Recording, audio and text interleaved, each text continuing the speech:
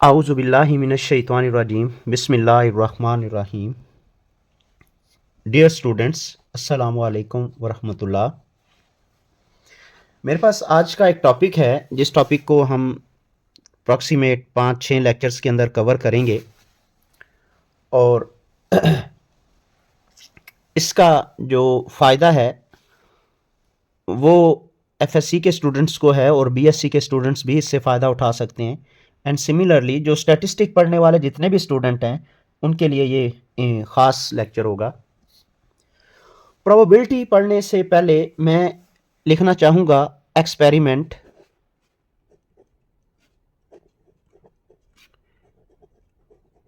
Experiment और इससे आगे भी मैं एक लफ्ज़ बोलूँगा रैंडम एक्सपेरिमेंट। अगर मैं रैंडम एक्सपेरिमेंट दोनों को जोड़ूं तो उससे क्या एक्सपेरिमेंट बनता है मैं उसको एक्सप्लेन करूंगा। सबसे पहले देखें, हमारे पास जो कॉइन होता है, कॉइन, लूडो जी, कॉइन, इसके जब हम एक टॉस करते हैं इसको, तो टॉस करते हुए मेरे पास जो ऑप्शन बनता है या तो हेड आता है या टेल आता है। जब हम एक कॉइन को टॉस करते हैं तो एक हेड आता है या एक टेल आता है। सिमिलरली जब भी हम एक डाई रोल करते हैं, लूडो का दाना, तो उससे मेरे पास ज़्यादा से ज़्यादा रिजल्ट्स 1 आ सकता है, 2 आ सकता है, 3 आ सकते हैं, 4 डॉट आ सकते हैं, 5 डॉट आ सकते हैं और 6 डॉट आ सकते हैं।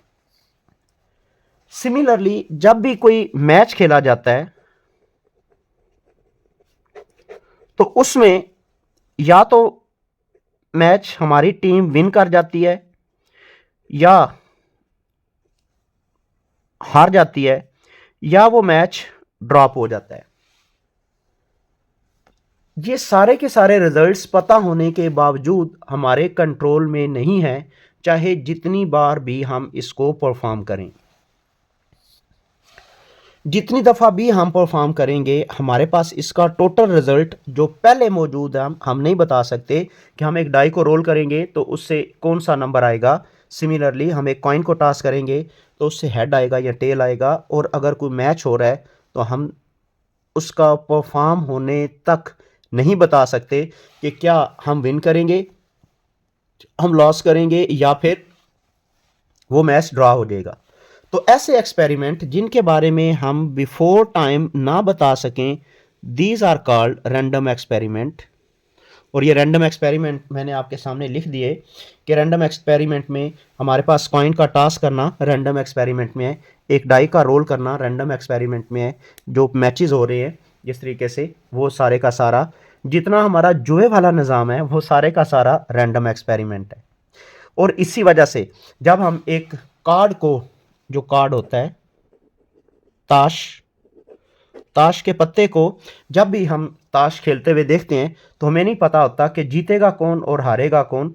उसकी भी रीज़न यही है कि उस एक्सपेरिमेंट का भी नाम है रैंडम एक्सपेरिमेंट। बिफोर टाइम हम ये बता नहीं सकते कि कौन सा कार्ड जो है वो टॉस होने वाला है। तो मेरा जो बेसिक टॉपिक है वो प्रोबेबिलिटी है, पर उसके लिए पहले रैंडम एक्सपेरिमेंट का पता होना ज़रूरी है। अब उसके बाद मुझे जो बात करनी है वो है sample space. Sample space,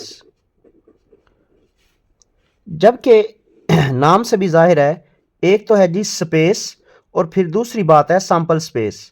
sample space हम ये कहेंगे कि जब भी कोई एक्सपेरिमेंट किया जाएगा, रैंडम एक्सपेरिमेंट, उस रैंडम एक्सपेरिमेंट में चाहे जितने भी रिजल्ट्स आएंगे, जो पॉसिबिलिटीज़ हैं, अगर सारी की सारी एक जगह पर लिख दी जाए तो इस स्पेस को हम नाम देते हैं सैंपल स्पेस।